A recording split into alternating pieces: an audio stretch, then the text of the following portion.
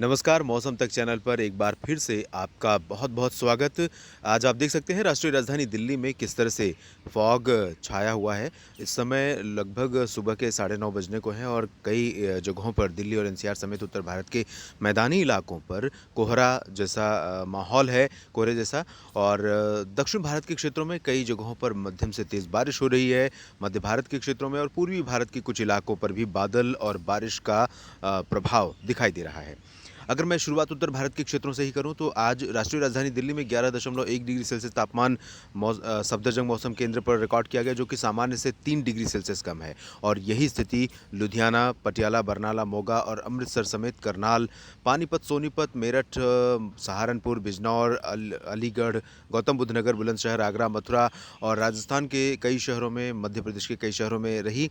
आज हवाओं की दिशा पहले की तुलना में पिछले 2 दिनों में आपने देखा था कि हवाओं का जो रुख था वो थोड़ा बदला हुआ था, लेकिन आज फिर से हवाएं उत्तरी दिशा से चलनी शुरू हो गई हैं और इन हवाओं में ठंडक है और इसी वजह से तापमान गिरा है और कोहरे का प्रभाव बढ़ गया है। यानी कुहासा को और ओस जिसे कहते हैं, घास पर आप इस समय देखेंगे तो बहुत ज़्यादा दिखाई देने लगी है। और आज 13 नवंबर है। पिछले कई सालों से मैंने देखा कि दिल्ली में 13 नवंबर यानी नवंबर के मिड तक इतनी ज़्यादा सर्दी नहीं पड़ती कि मोटा जैकेट आपको पहनना पड़े। और आज जब मैं घर से निकला आकाशवाणी आने के लिए, आकाशवाणी में मैं कभी-कभी समाचार पढ़ता हूँ, आपने सुना होगा बहुत ज़्यादा ठंड थी और कोहरा भी काफ़ी ज़्यादा दिखाई दे रहा था, जिसकी वजह से थोड़ा विजिबिलिटी भी कम हुई थी और कोहरे की वजह से ही पॉल्यूशन बढ़ता है। पॉल्यूशन का जो लेवल है वो थोड़ा-सा और इंक्रीज़ कर जाता है लोअर लेवल में, हवा में। और अगले 3 दिनों तक इसी तरह से उत्तरी दिशा से और उत्तर पश्चिमी दिशा से पंजाब, हरियाणा, दिल्ली, वेस्ट यूपी और राजस्थान के तमाम शहरों में हवाएं चलेंगी। और मध्य प्रदेश के उत्तरी भागों में, पूर्वी उत्तर प्रदेश में भी इन्हीं हवाओं का प्रभाव रहेगा।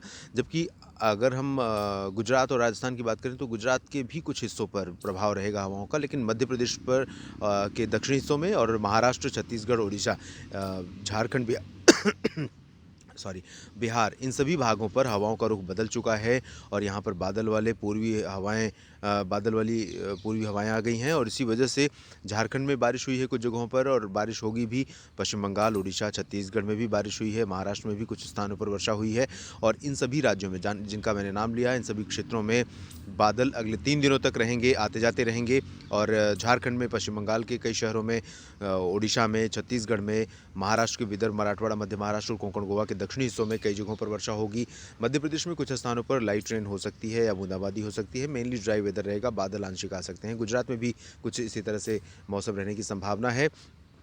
अगर मैं बात साउथ इंडिया की करूं तो साउथ इंडिया में जब ये सिस्टम आगे बढ़ते हुए तमिलनाडु के अंदरूनी हिस्सों पे पहुंचा और इससे रायलसीमा पर, तब ये कमज़ोर हो चुका है और अब इस समय इसकी जो इंटेंसिटी है वो सर्कुलेशन के ही रूप में है। लेकिन जैसा कि मैंने कल भी बताया था, हवाओं का रिदम लगातार है और वो टूटेगा नहीं, जिसकी वजह से दक्षिणी प्रायद्वीपीय भारत पर अगले 1 सप्ताह से ज़्यादा समय तक लगातार बारिश होने की संभावना है। एक तरफ नॉर्थ ईस्ट मानसून का प्रभाव, दूसरी ओर बंगाल की खाड़ी का उग्र प्रदर्शन, इन सभी वजहों से यहाँ लगातार वर्षा होने की संभावना है। अगले 24 घंटों के दौरान अनुमान है कि तमिलनाडु और केरल, कर्नाटक, रायलसीमा, तटीय आंध्र प्रदेश और तेलंगाना, इन सभी क्षेत्रों में कई जगहों पर मध्यम से तेज़ वर्षा हो सकती है। भारी बारिश की संभावना दक्षिणी आंतरिक कर्नाटक और इससे सटे रायलसीमा, तमिलनाडु के उत्तरी भागों में है। 24 घंटों के बाद 14 और 15 नवंबर को केरल के उत्तरी भागों में और कर्नाटक के तटवर्ती रीजन्स में, साथ ही साथ गोवा में कई जगहों पर भीषण वर्षा सामान्य जनजीवन को प्रभावित कर सकती है। तो तटवर्ती रीजन्स में कर्नाटक के लोगों से मेरी अपील है कि सतर्क हो जाएं। कल और परसों के 2 दिन आपके लिए चुनौतीपूर्ण हो सकते हैं। गोवा में भी लोगों से सुझाव है कि सतर्क रहें, सुरक्षित रहें। और बाकी जो दक्षिण प्रायद्वीपीय क्षेत्र हैं उन भागों में ऐसी कोई बहुत व्यापक गतिविधियां अगले 2 दिनों के दौरान आज के बाद कल और परसों में नहीं होंगी, कर्नाटक के तटवर्ती रीजन्स को छोड़ दें तो, और कुछ अंदरूनी कर्नाटक के हिस्सों पर। और उसके बाद जो सिस्टम आ रहा है, आज अनुमान है कि एक नया लो प्रेशर सिस्टम डेवलप हो सकता है बंगाल की खाड़ी पर।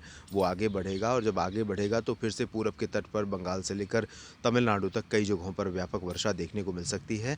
फिलहाल जो वर्तमान हवाओं का कहें कि साइकिल है या जो चक्र है वो चल रहा है महाराष्ट्र तक, और महाराष्ट्र के विदर्भ, मराठवाड़ा तक और कोंकण गोवा तक का जो रीजन है, इन सभी भागों में वर्षा होगी।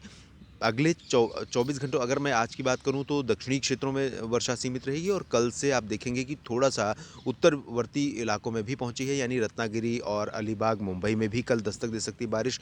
नासिक में संभवतः नहीं होगी, पुणे तक ज़रूर बारिश देखने को मिल सकती है और मराठवाड़ा, विदर्भ के दक्षिणी हिस्सों में वर्षा ज़रूर रिकॉर्ड की जाएगी।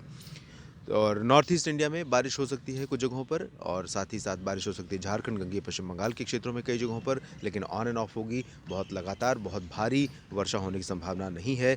ओडिशा और छत्तीसगढ़ में भी इसी तरह की संभावना है, लेकिन छत्तीसगढ़ और ओडिशा में कुछ जगहों पर तेज़ वर्षा भी देखने को मिल सकती है। इस बुलेटिन में अभी इतना ही। आप बने रहिएगा मौसम तक चैनल के साथ। मौसम से जुड़ी हर एक जानकारी आप तक पहुँचाने की मेरी कोशिश लगातार जारी है। धन्यवाद।